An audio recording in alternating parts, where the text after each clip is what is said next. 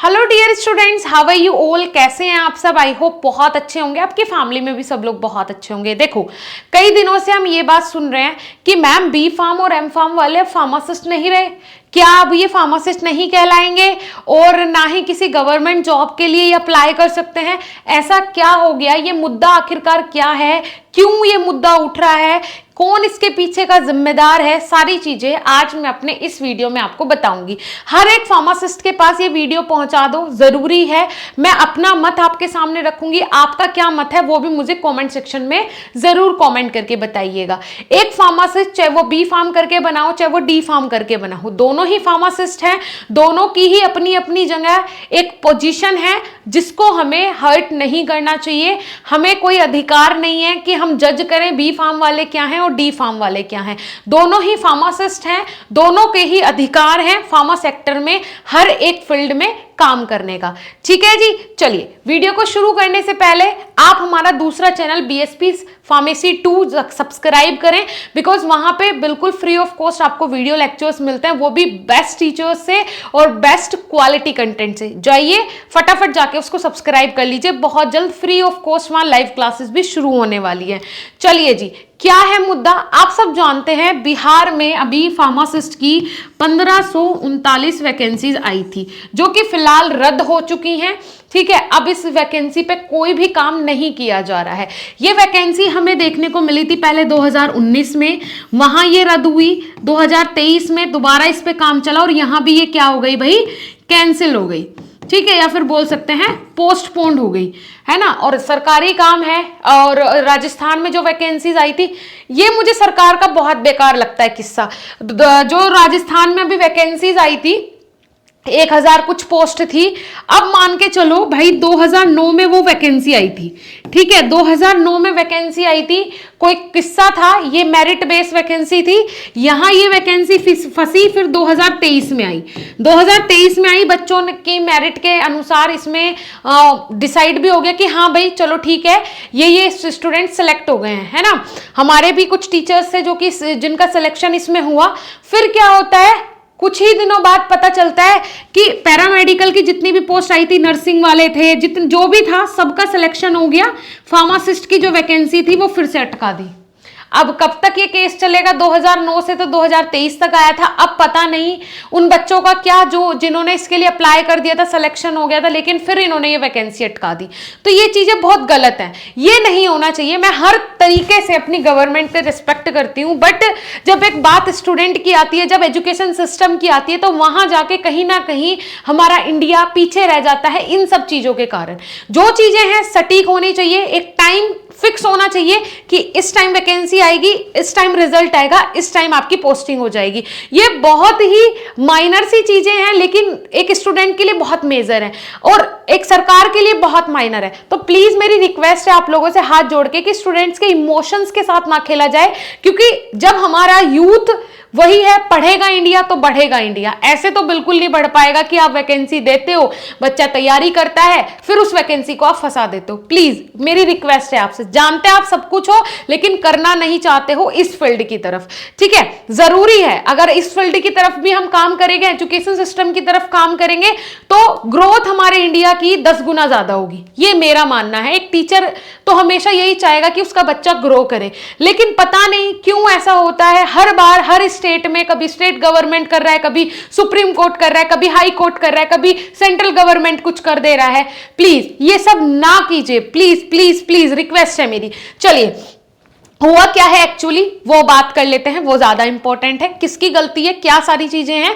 देखिए, गलती तो इस मैटर में मैं सबसे ज्यादा मानूंगी गवर्नमेंट की ही है। ठीक है, हाई कोर्ट ऐसे फैसले दे रहा है कि बी फार्म और एम फार्म वाले अब फार्मासिस्ट ही नहीं है। क्या माने इसके लिए, मतलब वो ऑफिशियल नोटिस जारी कर दे रहा है। देखिए आप क्या लिखा है इसमें, हाई कोर्ट का आदेश, बी फार्म व एम फार्म नहीं बन सकते हैं फार्मासिस्ट।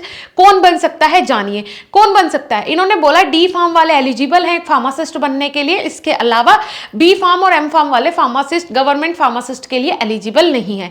इसीलिए जो वैकेंसी आई बिहार में, ये जो 1539 पोस्ट आई, इनमें जो एलिजिबिलिटी रखी गई वो रखी गई only D pharm, only for D farm.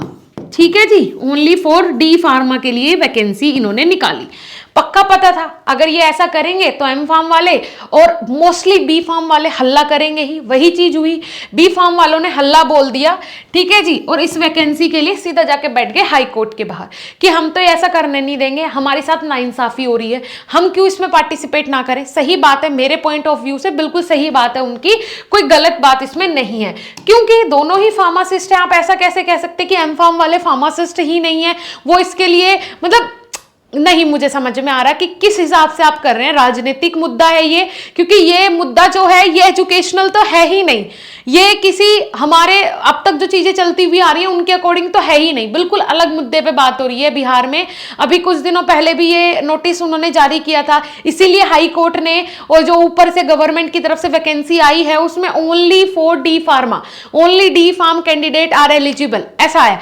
अब ऐसे में बी फार्म व एम फार्म योग्यताधारी जिनके पास डिप्लोमा इन फार्मेसी की डिग्री नहीं है वे फार्मासिस्ट नहीं बन सकते हैं। यह आदेश हाई कोर्ट की फुल बेंच ने भी यथावत रखा है। राष्ट्रीय बाल स्वास्थ्य कार्यक्रम फार्मासिस्ट एसोसिएशन की ओर से स्वास्थ्य विभाग में फार्मासिस्ट के रिक्त पदों पर बी फार्म डिग्रीधारी को अवसर देने के लिए अरविंद कुमार ने याचिका दायर की थी। हाँ जी, तो मतलब बी फार्म वालों को भी मिलना चाहिए, ये इसके लिए बहुत सारे मुद्दे हुए, बहुत सारी चीजें हुई। उसके बाद क्या होता है, बी फार्म वालों ने क्या कर दिया भाई, धरना दे दिया। ठीक है, अब देखो यहाँ पे ये न्यूज़पेपर में भी आती है चीजें, ये न्यूज़पेपर में आई, बी फार्म व एम फार्मा नहीं बन सकते हैं फार्मासिस्ट, क्यों नहीं बन सकते हैं, इनका क्या कहना है, इनका क्या मुद्दा है वो भी सुन लेते हैं। मद्देनजर रखते हुए ये पकड़ में आ रही है बातें कि इनका कहना है भाई कि एक डी फार्मा और बी फार्मा वाले का कोई कंपटीशन ही नहीं है ना। बी फार्म वाला जो है 4 साल पढ़ता है और वहीं पे डी फार्म वाला 2 साल पढ़ता है, और एग्जाम में जब बात आती है तो दोनों को एक दूसरे के सामने बैठा दिया जाता है, जिसमें कि डी फार्म वाला पीछे रह जाता है, बी फार्म वाला और एम फार्म वाले आगे निकल जाते हैं और सारी पोस्ट वही ले जाते हैं, ऐसा इनका कहना है। दूसरी चीज इनका कहना यह भी है कि जो डी फार्मा वाले हैं उनकी रेस्पॉन्सिबिलिटी है कि वो हॉस्पिटल में एज अ फार्मासिस्ट काम करें, और बी फार्म और एम फार्मा वालों की जिम्मेदारी है कि वो एज अ इंडस्ट्रियल फार्मासिस्ट काम करें। ठीक है, इन्होंने ये कैटेगरी अपने आधार पे डिवाइड कर दी। या तो ये रूल रेगुलेशन पहले से बने होने चाहिए थे, आप अपने रूल रेगुलेशन अपने स्टेट में इंस्टेंट बना दे रहे हो without any reason, without any information, तो भाई इस पे तो हल्ले होंगे ही ना, मुद्दा तो उठेगा ही। ये क्या बात हुई, ऐसा तो नहीं है कि डी फार्मा वाले इंडस्ट्री में काम नहीं करते हैं, ऑफ कोर्स करते हैं, एमआर भी बनते हैं, मेडिकल स्टोर भी खोलते हैं।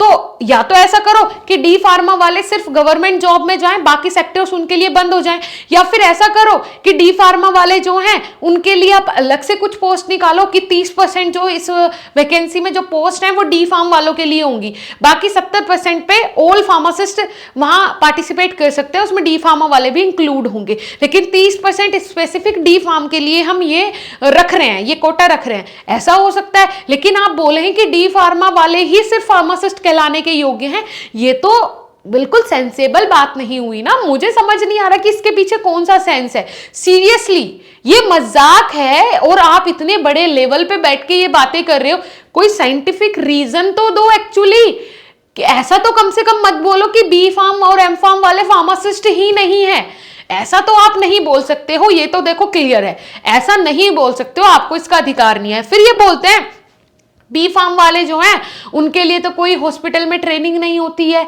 लेकिन डी फार्म वालों की 3 महीने ट्रेनिंग होती है, तो उन लोगों को एक्सपीरियंस हो जाता है हॉस्पिटल में काम करने का। तो एज अ हॉस्पिटल फार्मासिस्ट सिर्फ डी फार्मा वाले काम कर सकते हैं, बी फार्मा वाले नहीं कर सकते हैं। ठीक है जी, ये सारी चीजें इनकी होती हैं।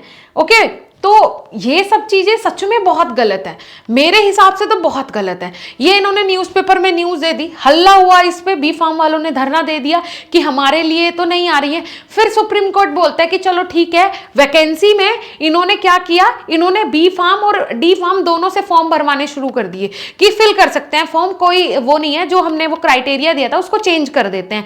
फिर क्या होता है, फिर डी फार्म वाले धरना दे देते हैं, हम तो ऐसा नहीं होने देंगे बिहार में, हमारे लिए तो ये रूल रेगुलेशन रेगुलेशन काम नहीं करेंगे, ये सिर्फ डी फार्मा वालों के लिए है और डी फार्मा वाले ही फॉर्म भरेंगे। और कुल मिला के लास्ट में क्या होता है, 4 तारीख को हमारे पास ये नोटिस आ जाता है कि भाई ये जो पोस्ट है ये अभी के लिए पोस्टपोन कर दी गई है, ये अभी के लिए कैंसिल कर दी गई है। ये ऑफिशियल नोटिस हमारे पास आ जाता है। हुआ क्या, लास्ट में क्या मिला, ठंटन गोपाल, कुछ नहीं मिला, बी फार्म वालों को भी कुछ नहीं मिला, डी को भी कुछ नहीं मिला। अब ले लो ठिंगा, मिला तो नहीं कुछ भी। ऐसा ही होता है बेटा, ये सब गवर्नमेंट की स्ट्रेटेजीज हैं। क्यों नहीं समझते हो आप, क्यों नहीं समझते हो? जहां आप लोग एक फार्मासिस्ट होके 20,000 में वो काम करोगे, बीएससी वाला वही काम 12-15 हजार में कर देगा। इसीलिए हर एक सेक्टर, गवर्नमेंट सेक्टर ही नहीं, हर एक सेक्टर में ऐसा हो रहा है। फार्मासिस्ट के लिए हर जगह प्रॉब्लम्स क्रिएट हो रही हैं। जरूरी, मैं मानती हूं कि बहुत ज्यादा कॉलेजेस हो गए हैं, बहुत ज्यादा फार्मासिस्ट निकल रहे हैं, लेकिन कंज्यूम भी तो होने चाहिए ना, वो कंज्यूम ही नहीं हो रहे हैं। बिहार में, उत्तर प्रदेश में, झारखंड में रजिस्ट्रेशन नहीं हो पा रहे हैं टाइम पे। काउंसिल रजिस्ट्रेशन फंसा के रखती है 2-2 साल तक। ये कोई तरीका थोड़ा ही है। वहां कोई वैकेंसी आती है तो उसमें आपका रजिस्ट्रेशन मांगते हैं, कहीं जॉब करने जाओ तो वहां रजिस्ट्रेशन मांगते हैं। So that's not a right way. मेरे हिसाब से बिल्कुल गलत तरीका है। काउंसिल के जो नियम कानून है वो स्ट्रिक्ट होने चाहिए। अभी बन रहा है नेशनल फार्मेसी कमीशन बन रहा है, काउंसिल हटा के नेशनल फार्मेसी कमीशन बन रहा है। जैसे नर्सिंग में है, जैसा डेंटल में है, सेम वैसा ही फार्मेसी में आ रहा है। तो मेरे मानने के हिसाब से जब ये सेंट्रल के अंडर चली जाएंगी सारी चीजें, कि सेंट्रल गवर्नमेंट अपने आप एनालाइज करेगी। जैसा मेडिकल का कमीशन है, नर्सिंग का है, डेंटल का है, सबका कमीशन बना हुआ है, छोड़ के फार्मेसी को। तो अगर ये पीसीआई ये सारी चीजें रेगुलेट नहीं करेगा तो फिर आ जाएगा सीधा कमीशन। अब नेशनल फार्मेसी कमीशन पे काम चल रहा है 2024 में। पूरी उम्मीद है कि वो लागू हो जाएगा। अभी 23 में हमारे पास नोटिस भी आ गया है हेल्थ मिनिस्ट्री की तरफ से। तो ये अच्छी चीज होगी, इसमें बहुत सारी चीजें चेंज होंगी और बहुत सारे नियम कानून बनेंगे। कोई भी चीज अगर नियम कानून के तहत हो तो ये सारी प्रॉब्लम्स कभी होगी ही नहीं।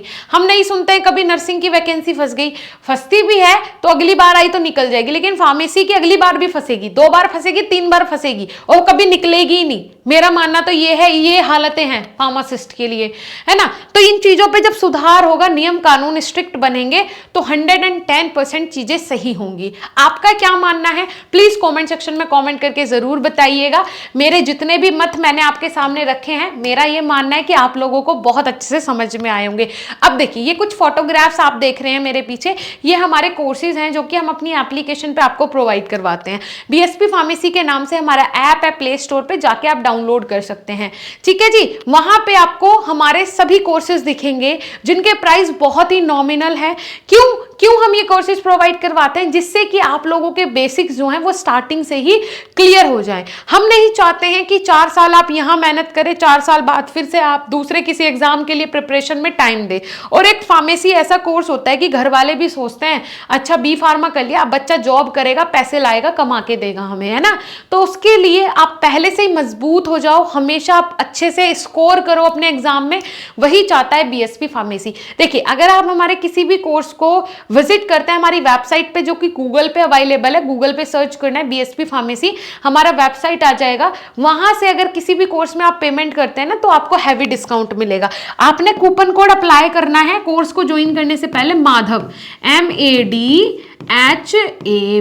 जैसे ही आप ये कूपन कोड अप्लाई करते हैं तो आपको डिस्काउंट मिल जाएगा और ये डिस्काउंट पाके आप हमारे कोर्स में ज्वाइन कर सकते हैं। वहीं से आपको ऐप पे आने का ऑप्शन मिल जाएगा, ऐप पे आ जाइए, अपने कोर्सेज वहां से विजिट कर लीजिए। ठीक है बच्चे, चलिए, I hope you all are understand very well. मिलेंगे नेक्स्ट ऐसे ही किसी इंफॉर्मेटिव वीडियो के साथ।